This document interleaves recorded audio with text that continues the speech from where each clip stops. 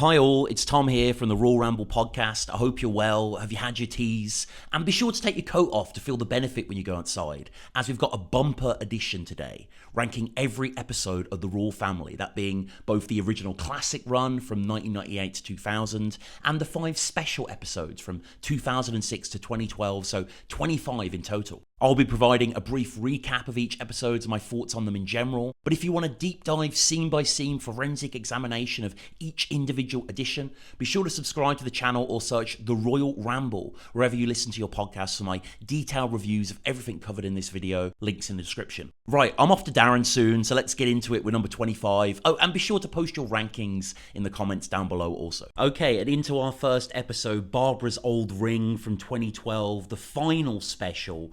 Probably the worst of the specials, but I don't really want to use the word worst there. I don't really see them as bad. I think maybe I've got Stockholm Syndrome from watching them so closely and making all the notes, but, you know, truly, they try new things here, which I appreciate. I mean, they've been doing these specials for a while now. We had Queen of Sheba, and then we get our quartet of the new era. And, you know, they have fun with this. They go in slightly different directions. Dave's Dickie's mentioned. There's the whole Joe's dating sequence. Cadge and Carol is introduced as a new character that I quite enjoy. I think she is just there because Jeffrey Hughes, Twiggy, maybe couldn't be part of the show. She's very in that vein. She's not used that well. Like, there's quite a good intro scene, and then we literally see her at the end at the Christmas table. Yeah, they're trying new stuff here. The Joe scenes, I mean, the Joe scenes are like a shaving the turkey, you know, in the bath type moment here, a jump the shark moment. Some of the least royal family scenes ever, really. I know these turn a lot of people off. They throw all the kind of British Mike-liness out the window and just go into, you know, pure farce here, really. It's called Barbara's Old Ring, which is, you know, naturally an arse pun, but the episode is also about Barbara's old ring, you know, her wedding ring that she bought herself, and she's very upset at the start that she can't find it. And, you know, it gets resolved at the end, basically, that Jim makes money on this lottery ticket and does spend it on Barbara, but they get a little bit too into Joe land here for me, and unfortunately the kind of through story of the old ring isn't that interesting. There's lots of good stuff in the episode regardless. I like a lot of the chatter about the old days. The stuff about Dave Sticky isn't too bad, and we end with a Beverly Macca reference which gets Dave going, which is, you know, it's nice really that the last episode of the show ends with a mention of Beverly Macca. Still, all in all, the characters are great, the performances, you know, I don't mind Joe being pushed to the forefront either.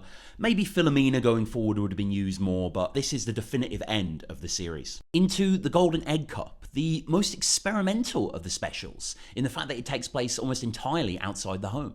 Not only is it in the Caravan, the Pearl of Blooming Prestatyn, but we also see the royals on the road, you know, going there and going back in an extended section too. The tone, again, is very different, you know. This is not the classic era, unfortunately. This is not going to have the grain of those old episodes, but there's a lot to enjoy. The opening sequence, I think, is maybe the best bit of the episode. All the stuff about their anniversary is really fun. And as I've mentioned in my longer review of this episode, they play with the timeline here in a bit of an annoying way, because basically, we hear way back when in the show that Barbara was with Charlie Rogers in the cinema when it was announced that Kennedy had been killed in 1963. But this episode taking place in 2008 is their 50th anniversary, which means they would have got married in 1958, way before JFK was shot. I mean, I sure hope someone got fired for that blunder.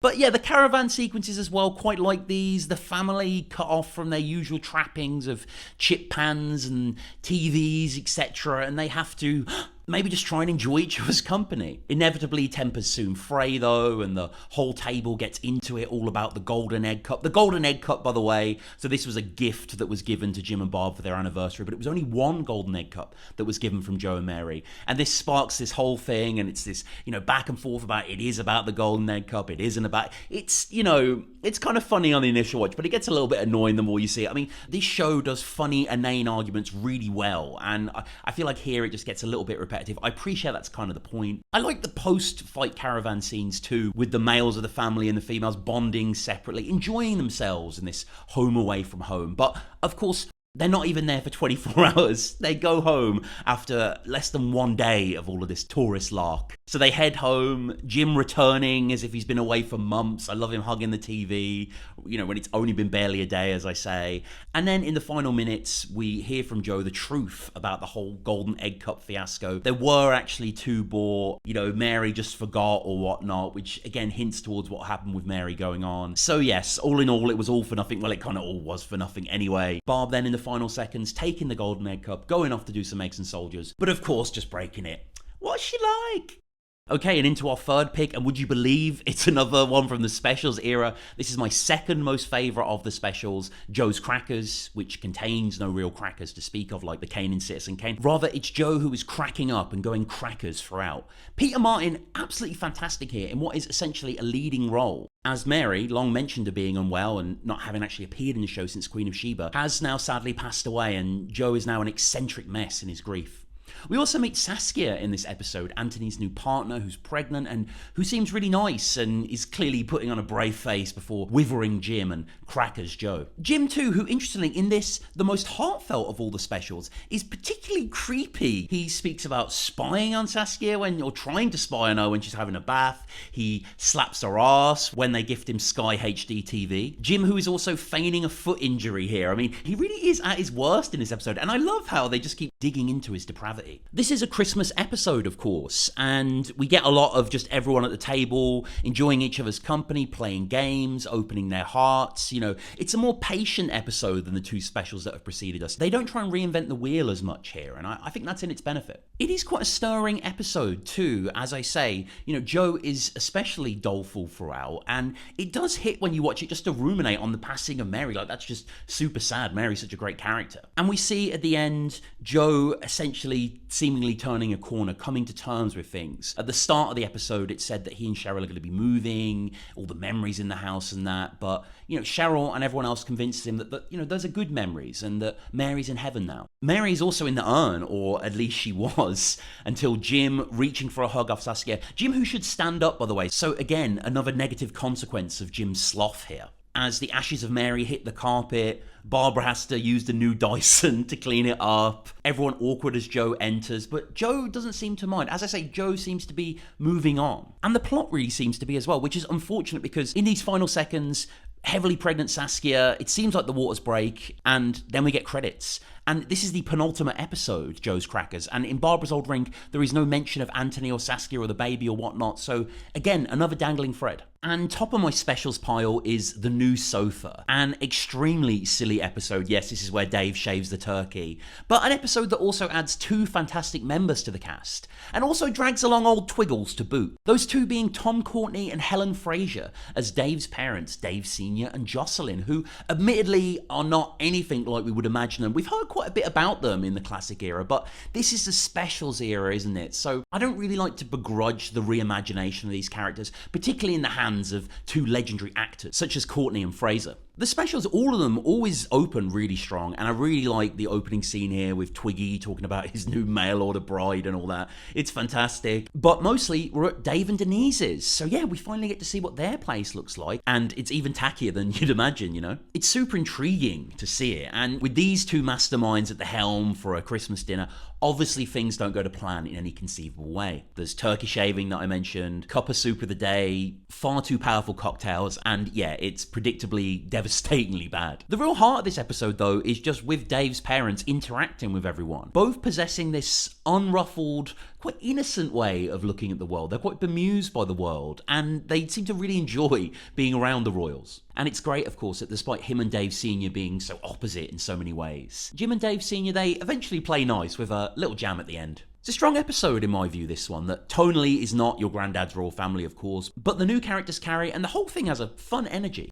Okay, and into our first episode of the classic era now. Next up is Making Ends Meet. This is the second episode of the first series, and this is a lovely, quiet episode where not much happens, even for a show where not much happens. And it's mostly just the 4 of the core family in this one. Begins with them all sat at the dinner table, tucking into their teas. This is before Denise is even married. a dewy-eyed soon-to-be bride, thinking she might cook Dave some pasta one time. Well, it's wishful thinking. There's lots of wedding talk and bemoaning of the price from Jim, and it's amazing. This is the second episode, but how well they nailed the feel of the show. From the off, it's so assured. We get some great mentions of the famed feathers in this one too. Anthony first asking Jim why regular punter Charlie Liddell wears a suit all the time, and then Jim brings up old Frank, who sits under the dartboard. The spit of Cole Malden from the streets of San Francisco, apparently. Which I think is my favourite part of this episode, when everyone is cracking wise on old Frank. Jim asking when Denise says she saw him, was it in the eye hospital? But she just says no. He was asleep in the bus shelter. And Jim's turn then, his face. That poor Frank that he says, it always gets me. The show so adroitly able to switch from humour to sadness on a dime. Dave then comes in, says hi to everyone, hands out his business cards for his mobile disco business, which has Denise mentioned on the card, of course, as well. The show then plays with the restrictions of its setting. Jacko opposite has a new motor and everyone goes for a peek. Jim mouthing off from behind, too lazy to stand. And the ending of the episode. Well, the majority of Royal Family episodes, they tend to end with a big gag maybe, or something shocking, or something moving. But here, in line with this episode, it's just very gentle. It almost feels like something out of a sitcom, with Barb and Jim suddenly alone in the lounge. Barb asking her hubby if he fancies an early night, and him just saying, there must be something on the telly. I mean, you can hear the canned laughter where it would be, And following that, we have the second episode of Series 3, Babysitting Again. I always love on the show when they play with the setting despite the fixed location. I mean, we have the majority evening shows, of course, with the telly on, but also late night when Dave and Denise storm back in from the feathers, or a golden Sunday afternoon. And here we have that playfulness again, as it's Saturday morning in this episode in the year 2000. SMTV's on the telly and everything's alright. Ant and Barb begin the episode with little baby David, but soon enough, big David and hungover Denise crawl into the room after a night off for their anniversary, but fear not, bacon butties are on their way. And yeah, it was meant to be a special night last night, and despite a plan for a meal, they just stayed in the feathers, just stopped in the feathers. Jim comes down shortly after, mentions Kate Winslet's knockers in Titanic, and Dave gets deep into the design theory of his farmyard, which, of course, tragically, we never see. The show at this point of its run was effortless, and I love the lackadaisical sprawl of this episode. We hear about the karaoke the night before with Beverly Macker doing Shania Twain, and Jim explodes with happiness when he has his butty. I love the joy he takes in the small things. Chippies, Pomaine, etc. The always wonderful Mary and Joe then come into the episode, sadly no Cheryl. They've been to the hospital. Joe grating cheese and somehow really hurting his hand. Mary wisely saying that going forward they're going back to, say, Dairy Lee, a much safer cheese. £4 Jim finds out it costs to get a taxi to the hospital and back. That's 2 pints, he then exclaims. It really was half the world away then at least. Everyone has a good laugh at Dopey Joe's expense, well, when he's there, but also definitely when he leaves. And the episode then ends as the least deserving family member gets left behind with the baby, as Anthony's stuck with little David as the rest of the clan head off back to the feathers. And our next episode is the pilot, Bills, Bills, Bills, the episode that started it all and the one that really kind of invented its own language, it's all here from the off. The pregnant silences, the static nature of the program, the omnipresent TV, the lived-in feel that it has. Introducing 7 characters and mentioning many more, all in a tight 30 minutes. It's a long time ago and everything is so far off from here. I mean, we're going to spend so much time and learn so much about this family and their friends, but here, Anthony's but a boy.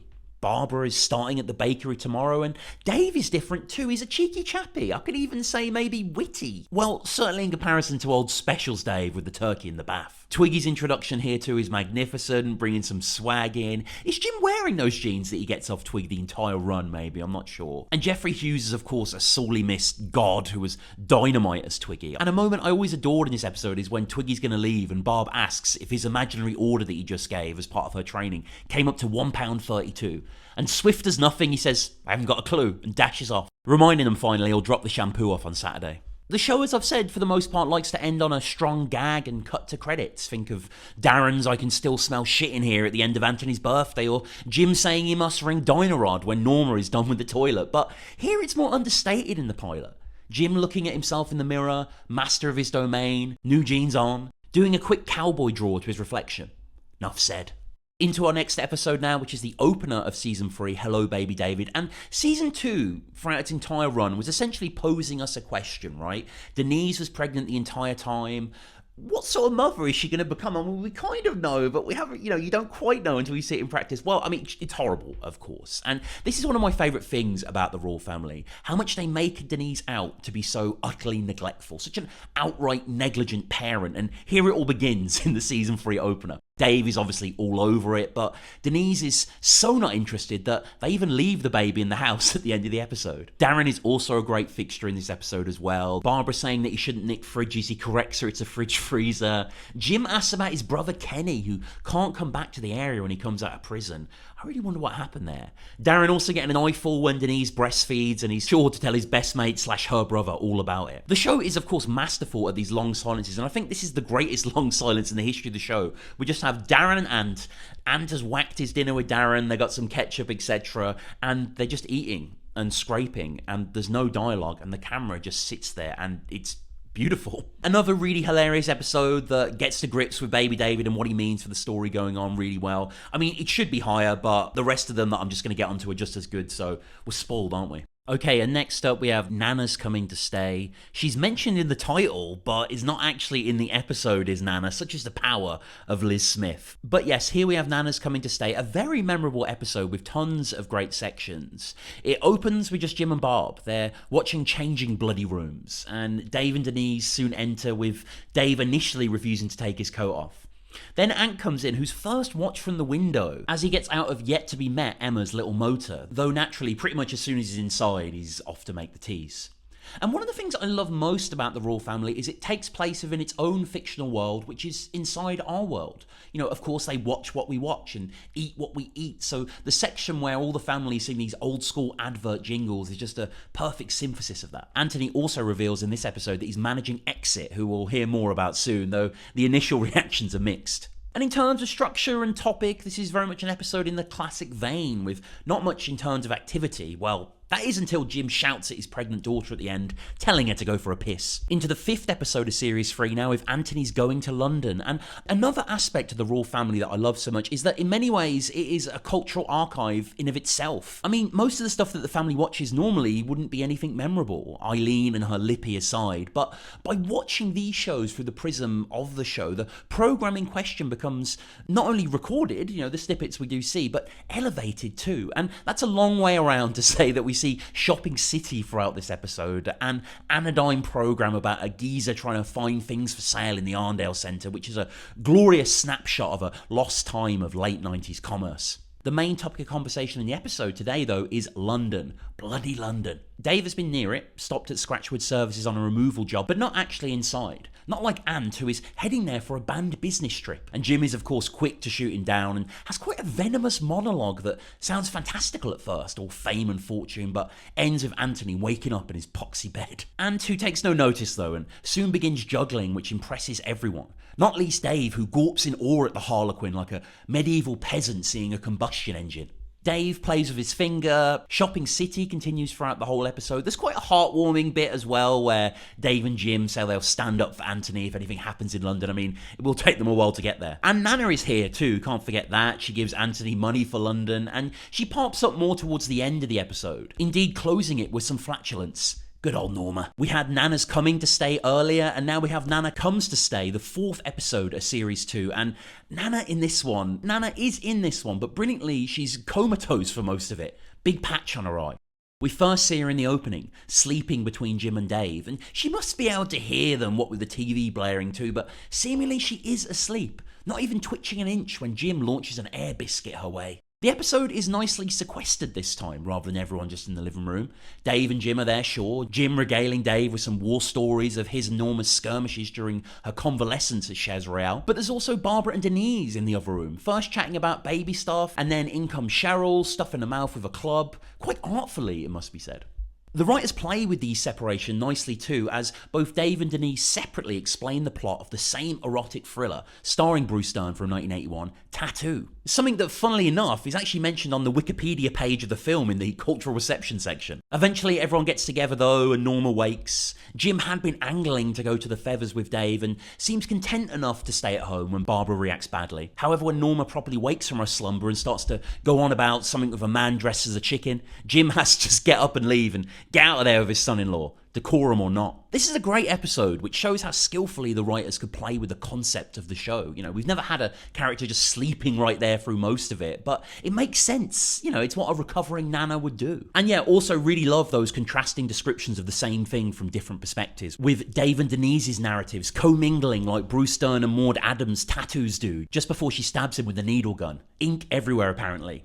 What a thing to happen. And next is my 14th favourite episode of the show, Jim's Birthday. This is the 4th episode of Series 1. And, you know, the smaller, more contained episodes of the show that we've discussed so far, like Babysitting Again and Making Ends Meet, are all great, of course. But I also do love a good old Royle knees up, when all the characters are together, enjoying themselves. And here we have our first real edition of that in this episode, Jim's Birthday. As to what birthday it is of Jim's, we don't really know. I mean, there are very few specifics in the world of Royal Family. It's like how the episodes Sunday Afternoon and Sunday Lunch need no more description than that. You know, these are the occasions we've all had with our families many, many times. Denise is suffering with her head throughout the start of the episode, nursing a hangover. It's stress. And Ant 2 has a big bruise on his bonce, a black eye from the Bezic brothers, who are hard when they're together, to be fair. Mary and Joe then come round, it is a birthday after all, and share in the pomain. And the show so wonderfully portrays things we all know as how they actually are. You know, I always think about Dave adjusting his boxers at the end of Another Woman, something all men do, but you never really see on screen. And this episode is similar with the camera, you know, the difficulty in using it, the winding, the checking if there's film, the flash, the waiting. Cheryl is over too, though she goes back home to get ready for the big night out in the Feathers, Jim's big bean feast. It's a really warm episode, this one, and I do love this section just for everyone's going to the Feathers. It plays so natural and true. Okay, and we're into true classic episode territory now with my 13th pick, Decorating. A much loved episode that has perhaps the most iconic scene of the show. But before they get dancing, Twiggy and Jim are slacking on the job. It's a lazy Saturday afternoon and the radio plays in the background, which is a first for the show in terms of diegetics. So the decorating has begun, at least. It's meant to be done for baby David's christening, but brilliantly, the work that they do today, the scouring into the past layers of the house bedrock, that remains there throughout the entire series. Barbara soon comes in and gets them working while she puts on some bacon, and suddenly, recent UK #1 smash, well, world smash, reaching #1 in more than 10 countries, suddenly Lou Bega's classic comes on, Mambo #5, and, you know, the show that is normally so still, so measured, even the burps and the farts, here the tempo kicks up a few gears. And Jim and Twig, with Barb doing her own solo performance with popping rashes, have their own little musical sequence, twisting and jiving to the Latin rhythms before the barely started walk. It's hilarious and infectious and, as I said before, iconic, really. Something that is so out of kilter with what they've done before on the show, but it really lands. It kind of feels like something out of the specials, but it makes sense in this context. And thematically, the episode is concerned a lot with gossip. Cheryl has been seen outside the Chippy waiting for it to open, apparently. Dave lost his van and called the police only to realise he parked it minutes ago outside the chemist. And there's also talk of visiting Darren's new missus, Big Julie from Argos, who apparently looks like Tina Turner. Decorating then as an episode ends with all the lads skiving off once more instead of decorating, singing to Darren a medley of Tina Turner classics, Simply the Best, Private Dancer, and Jim then finally asking if Darren's seen her Nutbush City Limits, which is a wild image, and Darren just bursting out laughing, and then we end. Truly just another exquisite 30 minutes of our fave family on another Saturday back in the day. And our next episode is the closer of Series 2, Anthony's 18th, where we witness our kid become a man. It's also the debuts of Darren and Emma too. The episode opens with Jim and Barb preparing for the party. Well, Barb. And Jim mouthing off about how famous Mike Reeders became. Frank Butcher, by the way, what a legend. Twiggy soon joins, puts in some actual graft towards Anthony's do, and also comments on Wallop being such a lucky bleeder. Darren is the next guest after Twig and says he knows now really and just stares blankly at the TV. Denise, Dave and Nana all then arrive, they follow together, appearing in their finest, and it's always a treat especially to see Big Twig and Nana together. But soon enough after the hellos, soon enough our MVPs join, our Anthony and his Emma. Sheridan Smith absolutely superb here as young Emma, really balancing well the awkwardness of being a teenager with the awkwardness of meeting your boyfriend's family. I love the look Denise gives her as well when she enters, proper up and down. Emma's a high-class girl, we soon learn, but unfortunately Dave trod in dog muck and apologises to everyone, including her, taking his grisly shoe off with much effort. Obviously, Barbara gets to it straight away in a wonderfully gross scene, with Mary then joining, having no issue giving a sniff to be sure. The smell, of course, naturally lingers, we'll get to that in a second, but firstly, the music in this episode, the performances, wow. I mean, first up is Jim with his trusty banjo, with George Formby classic Grandad's flannelette nightshirt, and then Joe with the wonderful Irish ballad, I'll Take You Home Again Kathleen. The camera panning sumptuously as Joe sings, across the whole gang listening. Nana crying to Barb, telling her that her dad used to sing this.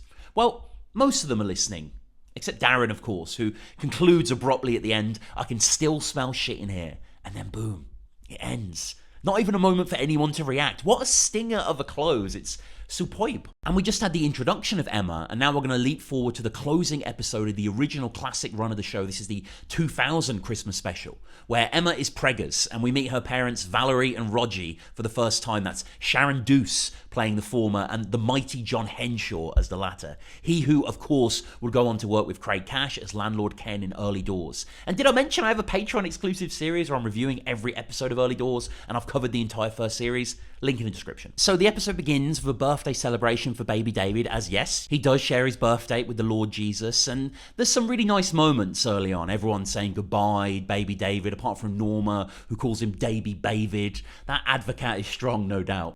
There's also some mentions of the presents. 200 Benson and Hedges were bought for the baby, and Darren stole a car stereo for Barbara. Jim asking if next time he can nick a car to go along with it. But, of course, the main event is the clash of cultures that is Roger and Valerie meeting our beloved clan. It's understandably awkward at first, with a bunch of hellos. I mean, look at this script, incredible. And then as it goes on, we get to learn more and more about Roger, who at first seems a bit smarmy, but soon reveals himself as an adulterer to Jim and Dave, also a member of the Masons who plays the stock market and boasts about his winnings. Worst of all, however, is his attack on the homestead itself. Asking Valerie, wasn't his mum's place as bad as this? You know, to prove perhaps his working class credentials. I mean, ouch, I love how uncomfortable that moment is. So Roger boasts and boasts and everyone listens, boats, boxes at Main Road. And it's only when he leaves that actually Jim lets rip on him.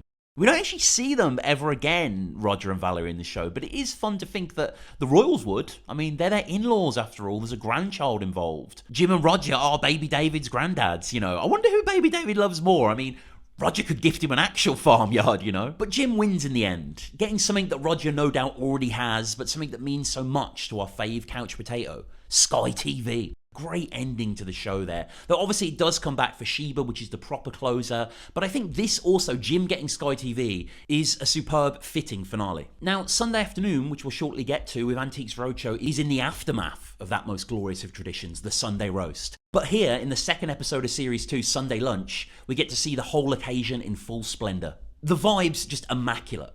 Opening with Barbara slaving over an oven and Denise and Norma on the sofa together. Denise leafing through a magazine absently as the old reliable EastEnders omnibus plays along. Auntie's soon back from the football, but the rest of the men are still down the feathers. When they come back, they brought Twigglesby with them, something Barbara has to pretend to be fine with despite any prior warning. Which gives way to maybe my favourite line in the entire show. When everyone's sitting down to the table, Twiggy beside Norma, telling Barb not to worry about him, that he'll eat any old shite. Not meant disrespectfully, I'm sure, but yeah, you really can tell that Twiggy probably does eat any old shite, with respect. The episode then gives way, as everyone's seated, to a parlour piece, with all the characters eating their Sunday dinner.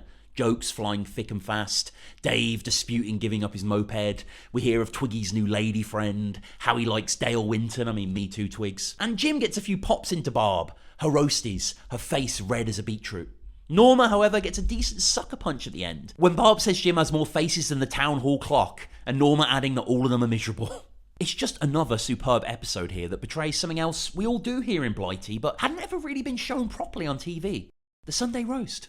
Okay, and now into Sunday afternoon. This is the third episode of the show entirely, and the first, I feel, where they really developed, you know, what it could be, the action in multiple rooms, such as when Joe's introduced in the kitchen whilst Denise is trying on her wedding dress on the living room table.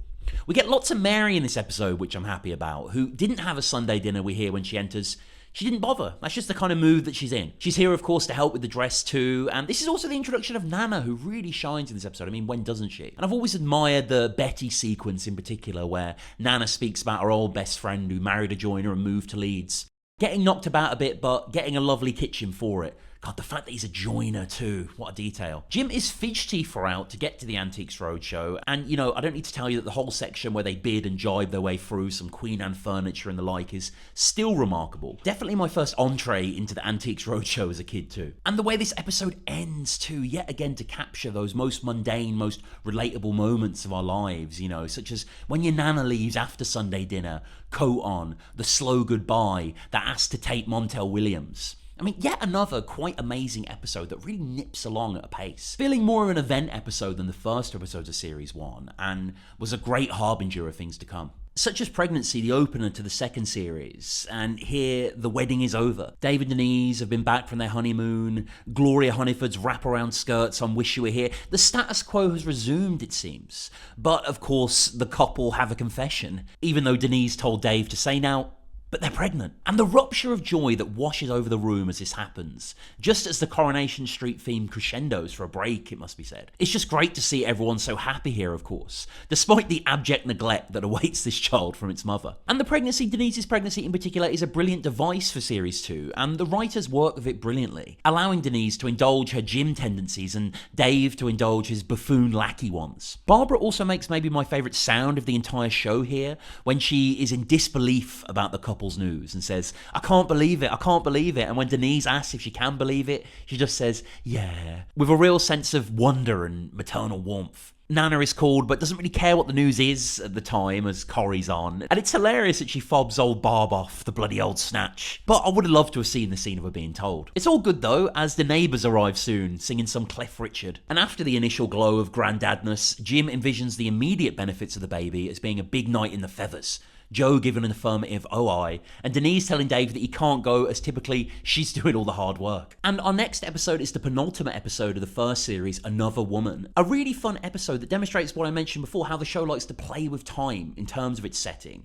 And here we are late on, I assume, a Friday night, could be a Saturday. I'm not quite sure when the Equalizer is on at any given time. But anyway, this is the penultimate episode of Series 1, the one before the wedding day. So, of course, everything has to be thrown into jeopardy, and they're tanked up to Dave and Denise. But Denise is kind of the instigator here, really. Karen Ahern giving an incredible performance of being drunk and sad and angry at the same time. Her parents seasoned at talking her down from Beverly Macker-related meltdowns and reminding her that Dave isn't as bad as the other people she used to be with, old Gormless Stewart from the flats who couldn't find his arse with both hands. Eventually all is calm though by some old-fashioned whiskey in the tea diplomacy, and I love the sense of lateness that this whole episode captures. The dross on TV, the clothes, hell, Dave and Denise Denise's going out clothes are a sight to see as well. This is also in the series the first time we hear Jim's banjo, and he gives a rousing rendition of I Want a Girl. Ant then shows off his knobbly shoulders, and everyone is having a really good time. It's such a transition from the arguing at the beginning. And in the final scene, we see Dave and Denise, soon to be married,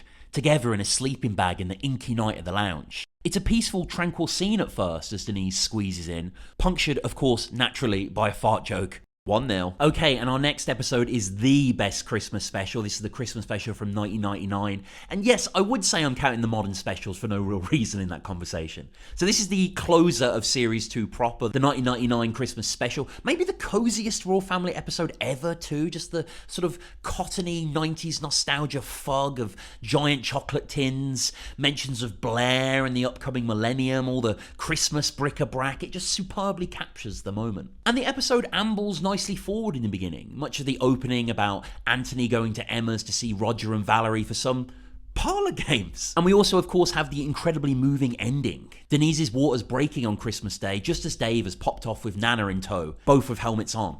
And here, with her Charlotte Church tape from Cheryl singing Pai Jesu, Denise breaks down in a way over the baby, her and Jim in the bathroom. She lets her defences down and admits her vulnerabilities. But Jim is, of course, there to lift her up and reassure her, checking first that it's not just a big piss, and then being a very kindly father, talking about the first time he held her and Anthony later, and knowing that there wasn't a thing in the world he wouldn't do for them. It's incredibly moving, but here's the thing, I don't think Denise felt that when she saw baby David, yikes, but we've covered that. So here, the two of them have this gorgeous moment, emboldened emotionally, as Ricky Tomlinson has said in past interviews, by the fact that sadly was unable to conceive, which gives the moment deeper meaning and force. Dave eventually comes back, the useless lump of shite that he is, according to Denise, and they head off by taxi to the hospital.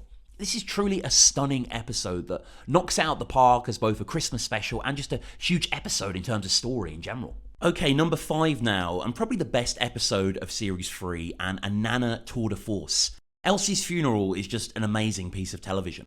Through the grieving, still in her funeral clothes Nana, we hear both of her friend Elsie's ceremony and the aftermath. Her daughter Marion's husband Mickey with the withered hand, the perishable she stole from Elsie's flat after her passing, and the fact that she doesn't want to be around when the flats will go around for donations. The many clock faces of Norma all superbly shown here. Jim is of course having none of this and is particularly thorny throughout. Perhaps aggrieved at some of Nana's improprieties, but more likely just using it as an excuse to get at her. Things simmer in this Cold War for a moment when Barbara reveals that they're having chippies tonight.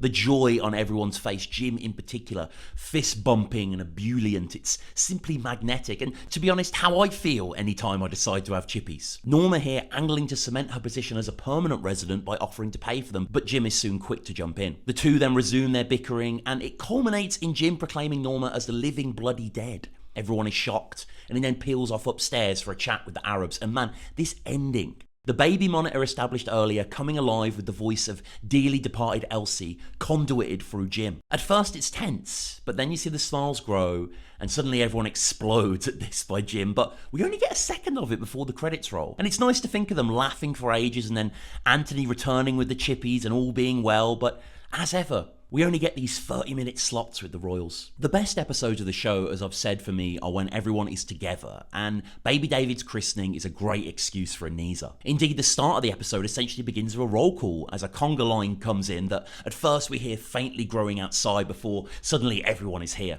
It's truly a stuffed episode that is a pleasure to watch. Michelle, too, is one of the great one-and-done Royal Family characters. She's a marvel by Sally Lindsay, a suitable match pint for pint for Jim or Twiggy, who is quick to insult Norma and also quash Cheryl's Gemini Astrid fortune teller dreams. Quash her spirit, really, with some further weight comments, and good to see that Denise is quick to defend her friend here. Upstairs, too, as the party rumbles on, we have another iconic scene of the show with Dave and Denise and Radiohead, all of them surrounding Baby David. And this is probably the most motherly we ever see Denise, which is nice also. The shot composition from Karen Ahern as director, wonderful here. The gormless heads gawping over the crib side. And just as we had everyone together at the start, we then end with a dance, and it's like a Bosch painting here. So much to see and relish. New York cut short as Ant and Emma have an announcement. They're getting engaged, which Barb and Jim deduce instantly as them being pregnant. Into the top 3 now, and all of Series 1 has been leading to this, the wedding day. Well, the wedding morning. A really rich episode that presents all the now familiar characters in new costumes and new lights. And of course, in that patented Royal Family fashion, we don't get to see the wedding. Just the 30 minutes before everyone leaves for the church. And we begin with Denise unhappy with her, quite frankly, stunning hair. Barbara and Cheryl reassuring her matrimonial nerves, but Nana just being Nana, regardless of the occasion. Restless, making herself a sandwich. Not wanting to root on the wedding day still. The lads soon enter and they're having fun, of course. Dave really playing his part well, feigning his drunkenness. It's a nervy day, naturally. Everyone's a bit anxious. Not least Jim with his speech. Upstairs too, Denise is getting her something borrowed, something old, etc. gifts, and Nana again is being difficult, not wanting to part with her earrings, but of course Barbara supermom swoops in to save the day. Twiggy has a nice chat with the ladies. Cheryl says she might cop off with the Twigmeister. And he soon leaves with Dave, leaving the episode to open up a bit more as everyone heads downstairs. Joe and Mary joining. Mary really looking resplendent and like a leprechaun, as Jim says. It's only C&A, she states, but she's slaying, to be fair. And the huff and scuffle of these mornings is captured beautifully, and it all resolves into this final moment with the two characters that always pull the heartstrings on the show, Jim and Denise. With everyone else gone, Denise begins to have real doubts, the reality of the situation finally hitting her, that this is the last time she'll be Denise Royle. That she's moving out, that she isn't that great, to be honest, and has never held down a job. But Jim is quick with a good word, telling her that that's the silly bugger's problem now, not hers. We then end with a drop of whiskey. Jim hoping his arse holds up throughout the ceremony, and Denise taking one last lingering look before stepping outside the confines of the house. Okay, and number 2, my runner-up here. Here we have the legendary Queen of Sheba, which may surprise some. This isn't my favourite episode, but if you know me in the show, you know I've always only had one true fave. Regardless, however, Queen of Sheba really is kind of the end of the show, in my opinion. The end of the classic era and a glorious capstone. Like, I don't begrudge them doing more, but I think it's telling that this is the only quote-unquote new episode that isn't at the bottom of my 25. This is, of course, Nana's story, the end of Nana's story. A 6-year jump from Jim getting Sky TV to Nana now living with the family in her final days. It's both heartbreaking and uplifting. This episode really exploded the rules of the show in so many ways. It's an hour for one, which is a first. It's also the first time the family go outside the home too, when Nana is in the hospital in the last section. It feels super fresh still in comparison to the original run, and still stands out now when I watch it. It's hard to think that just 6 years have passed between Series 3 and this episode, as most of the characters look very different and behave very different too. I mean, there's so much to cover about this episode, and it's hard to really justify this in 90 seconds or so, but, I really think this is maybe the Royal Family at its best. They're able to close the whole Norma saga brilliantly, and this is the Royal Family film, basically, for want of a better word. Everyone's amazing, but Liz Smith is unbelievable throughout, and quite frankly, she was robbed of the BAFTA that year for the best comedy performance. Ricky Gervais won for extras. Also, Dawn French was nominated. Stephen Merchant was nominated. It was an insanely stacked category, but it would have been great to see Liz recognised for this towering performance. Okay, my favourite episode ever of The Royal Family is, of course, Barbara's Had Enough. The one that had to happen, the one that you feel we were always building towards. There had to be this moment where Jim and Barb had a proper argument, and, she put her cards on the table, and obviously he has nothing to say in return, really. He just has to sheepishly take it. So, yes, we have the great division at the start. We have hopeless Denise listening to Barbara pour her heart out here, the tough home truths of being married for so long, and Gormless Dave just listening to Jim and, again, not really understanding. Jim doesn't really understand. Jim thinks it's all about the menopause and not about him. Even at the end when they reconcile, he's still banging that drum. But yeah, it's a great dissection, really, especially of Jim's character. We get into a lot of his nasty habits and, lack of hobbies and whatnot. So the opening 5-10 minutes or so are Barbara being bereft, Barbara being so upset, Barbara then leaving, and of course the gang don't follow her. They pop the telly on and they begin to watch Millionaire, which is probably the most famous section in the show, maybe Antiques Roadshow's up there as well, of the characters interacting directly with a program. And it is just magnificent, truly. Like, Millionaire was a phenomenon back then, and this captures that hype. And shout out to Arlene as well. All of the riffing that they do on what was an actual episode is just sublime, really. There's a real electricity to it. And I'm surprised, to be honest, that Denise hasn't drank ethanol. So Barb then comes back. We have a very sweet scene in the kitchen that, as I say, Jim just doesn't get it, but Barb seems to appreciate that at least he's trying to understand how bad he is. But it's all for naught in the end. I mean, we've seen Homer and Marge break up many times, and we know Homer's not going to change, and we know Marge is just going to keep accepting it. And here we have that too. Jim suggesting this beautiful reality where he's going to be, cooking this lovely meal even for Norma, but then Dave reminds him that, well, you can't do it then. The darts final and the feathers is there, so duh. You can't even do it another day, of course, either. It has to be then or never. So yeah, it's the thought that counts. And it's such a hilarious gut punch of an ending to, in my opinion, the best episode of the show. And there you have it. My full ranking of every episode of The Royal Family. Do let me know what you think in the comments. Subscribe to the channel for full detailed reviews of every episode covered here. And let me know of any other classic UK comedy rankings you might want to see. All right, I'm off for a chat with the Arabs. Bye.